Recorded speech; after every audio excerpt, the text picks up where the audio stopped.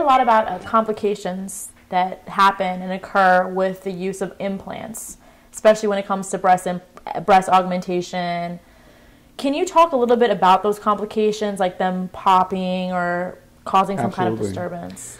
Breast implants are made very safely. The manufacturers of these implants take the utmost precautions in making sure that the implants are made to the highest standards possible.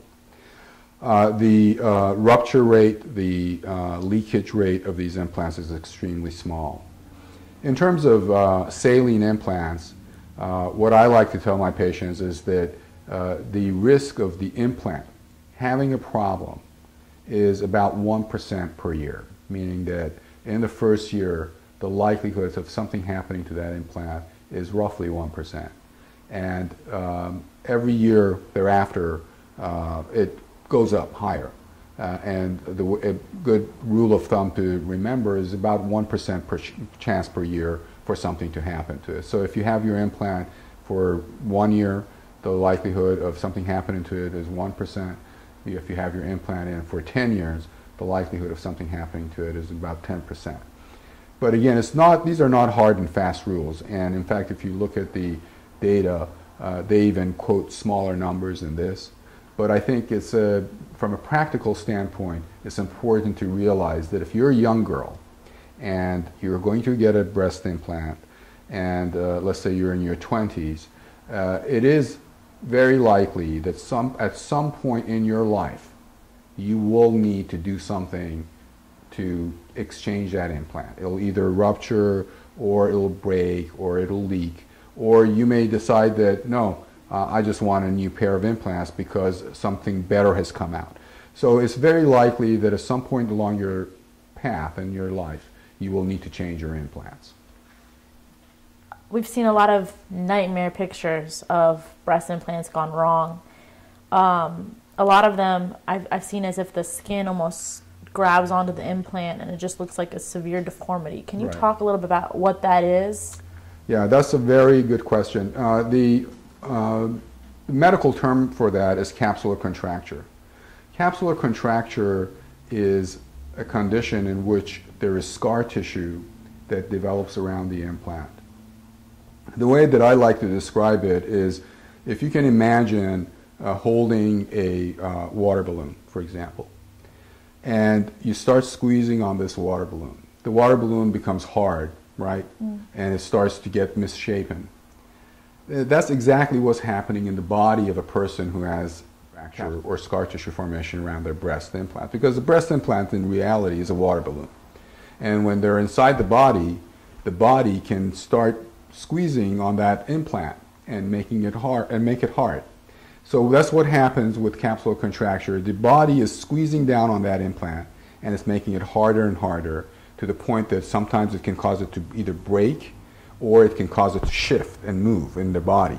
So that's what you were referring to as a person who's got these really ugly looking breasts that is really out of place or misshapen. And that's what happens. What is the treatment for it? The treatment for it is to go back in through the same incision that we put the implant in and release the hand or release the scar tissue from around the implant. Once you do that, the implant can sit comfortably again, and it's not going to be under pressure, and therefore it's not going to be hard anymore. So that's how you deal with the issue of a hard implant. What are the chances of a person getting this hard implant? There's a lot of literature on it, and you hear a lot of different quotes. What I would have my patients remember is roughly 10% chance of a person getting this problem. The quotes, it can go anywhere as low as 2% to as high as 25%, and sometimes even more. However, in my experience, I would say that a 10% chance is pretty realistic, that 1 out of 10 people will develop hardening of the implant, but not all of these people will require surgery to fix it, because it could be something very mild, it could be something very minor that doesn't require any surgery at all.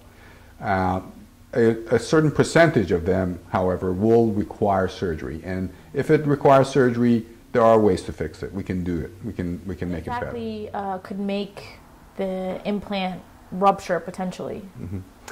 Yeah, there are unusual activities and occupations that certain people have that can make the implant rupture. For example, if you are a kickboxer or if you are into mountain climbing and you fall, you can potentially fall and rupture an implant. Or if you, for example, are a race car driver and you have a bad car accident, you could hit your chest against the dashboard and cause the implant to rupture. But no degree of normal manipulation, no degree of normal squeeze. You can squeeze the implant as hard as you want. You will not make it rupture. So anything that we do in a normal daily life it will not make the implant rupture. So even when you're getting, for example, a mammogram and it presses on your breast? Absolutely. I mean, you know, obviously, I mean, it is a danger to, you know, press, but even under those circumstances, it's not enough to cause it to rupture. Now, if you like, you know, like there's some people who like to pierce their, you know, bodies or, you know, their skin with, you know, pins and so forth. I mean, that type of stuff can potentially rupture the implant, and you have to be very careful if, you know, like nipple piercing procedures and stuff like that. Dr. Marifat, I've heard a lot of rumors about women who completely lose all sensation in their breasts after breast augmentation. Can you talk a little bit about that? There's this common misconception that any woman who undergoes this surgery, that they will lose sensation either within their nipples. That's a very good question. Actually, it's a very uncommon problem. There's no question that you're going to have some temporary changes in the sensation of the nipple and the skin of the breast. But usually that is temporary, and after a short period of time, your normal sensation is going to return. Unfortunately, we can't, you know, draw a blanket statement and say that no one has this complication. There are a number of people who've had breast augmentation and who've had loss of nipple sensitivity and sensation. But those are very few and far between. 99% of people who have this operation don't lose sensation permanently and do well after surgery. The other thing that I might point out is that it really doesn't matter which approach you take to put the implant in, whether you go through an incision around the nipple, or whether you go underneath the breast, or whether you go from the armpit or the belly button. The risk of losing sensation is always there, irrespective of the method of introduction of the implant. But it is not a common complication, and the majority of the women who have this operation have normal sensation. Is it possible to still breastfeed after having undergone breast augmentation? Absolutely. Most of the individuals who have this operation are able to have normal, you know, are able to breastfeed their children normally after surgery, and they have no difficulty with any sort of problems related to pregnancy in the future. The way that I introduce the implant is I put it directly under the muscle.